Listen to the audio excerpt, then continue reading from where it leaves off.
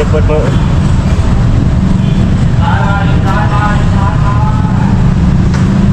ตั้งแต่โรงงานผมตั้งครับ11 โมงปลายแล้วพี่น้องไปคนคลองไปบัตรประยุทธ์เนาะเอาซาเล้งไปพี่น้องไปส่งคลองไปบัตรประยุทธ์กลับมาเพื่อที่เดิมประมาณ11 โมงครึ่งหรือ12 โมงก็จะ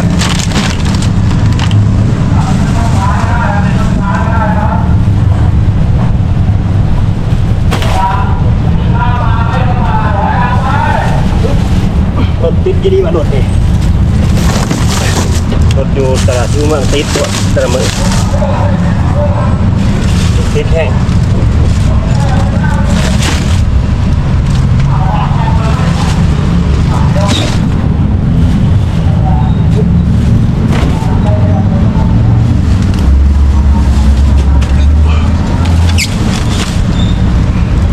เพื่อจะได้เงินพี่น้องไว้นี้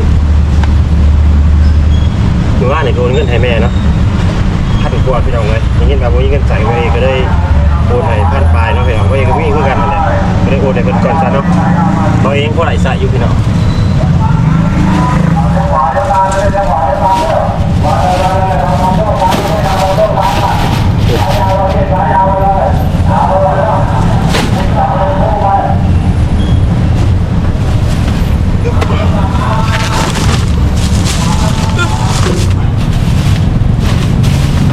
มันยังวะ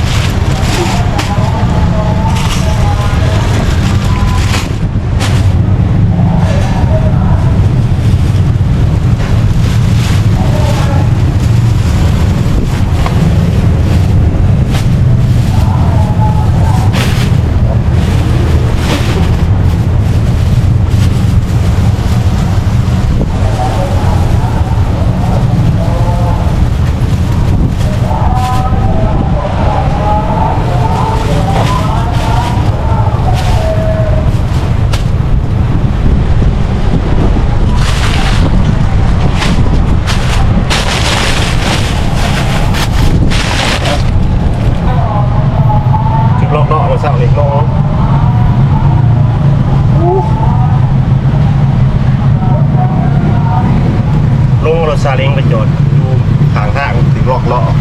ให้เดินทางก็เตือนพี่น้องเลยไป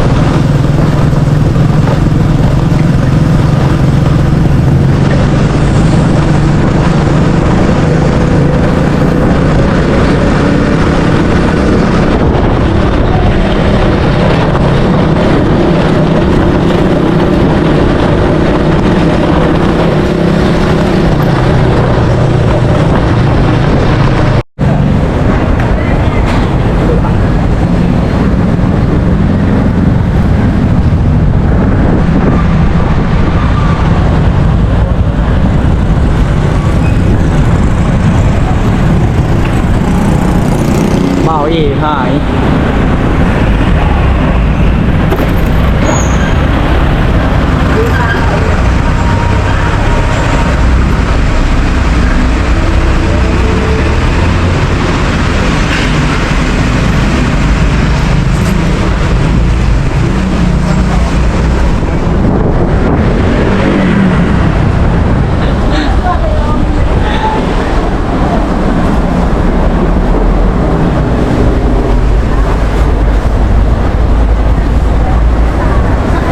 มาหน่อยเฮ้ยโอ้ไพ่นี่มาโอ้ยอันนี้รักกับโอ้ไปรักบอกไปมายังไงอยู่ได้โดนเขาครับเมื่อกี้ติดใส่โรตีเบาคนล่อเขาเทได้ป่ะเย้เร็ว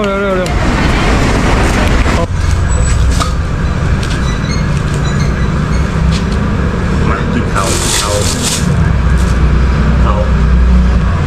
กินแล้วบอก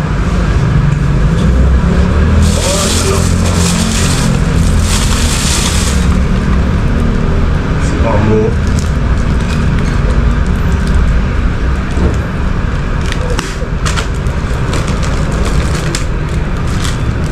10 บาท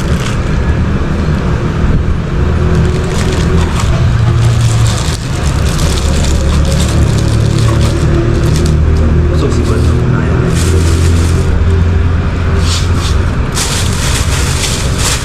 อันนี้พอเรื่องสกินเบิร์ดด้วย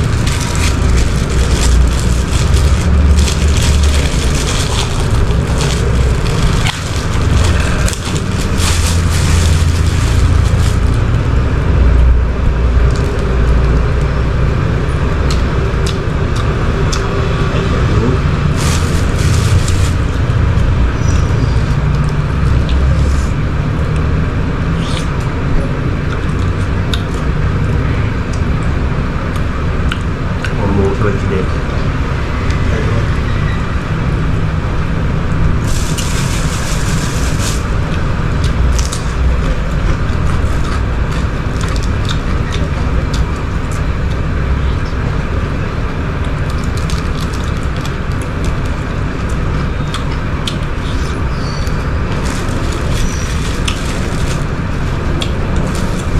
กินแล้วก็ไปแจกทุกส่วนเป็นกระบอก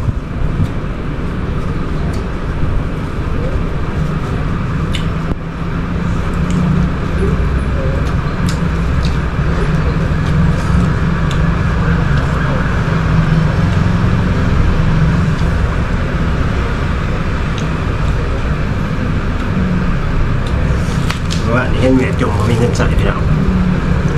เลยโอนไปให้1,020 บาทเนาะ1,100เลยพี่น้องเอ้ยนี่เป็นยังบอก1,000 บาทโอนไปบ้านเนี่ยนี่เพิ่นจมมามีเงินใส่ไว้ก็มีเรื่องเนี่ยนะครับก็เลยโอนไปก่อนพี่น้องเพราะว่าพอเอมันกับยังพอมีใส่อยู่ทุกคนเนาะจะ1,000เนาะ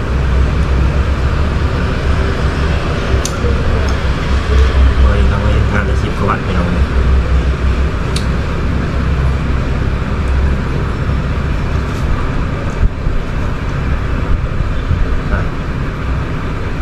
มีสำนีความหายไปก่อนเนาะพอได้แจกใช้ไปเนาะพอได้งาน10 กว่าบาทพอดีมีเงินอยู่100เนาะก็เลยโอนไปเพิ่น1,000กับ20 บาทเพื่อเขาตัดเอาไปเอาเลยเป็นเงินที่แม่พอดีมีเด็กเห็นปะ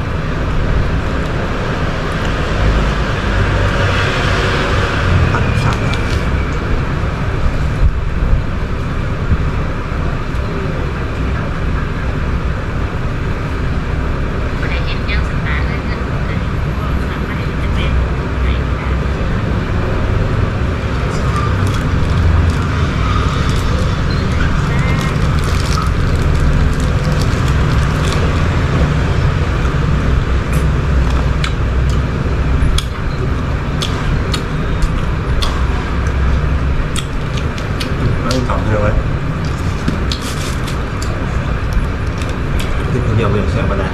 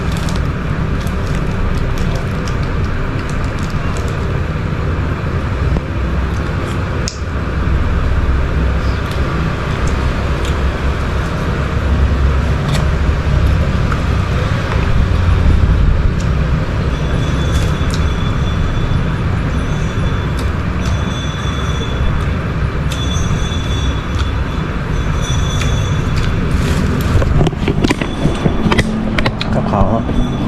มีจำเนียนแล้วเอาหมูแล้วก็เอา10 บาท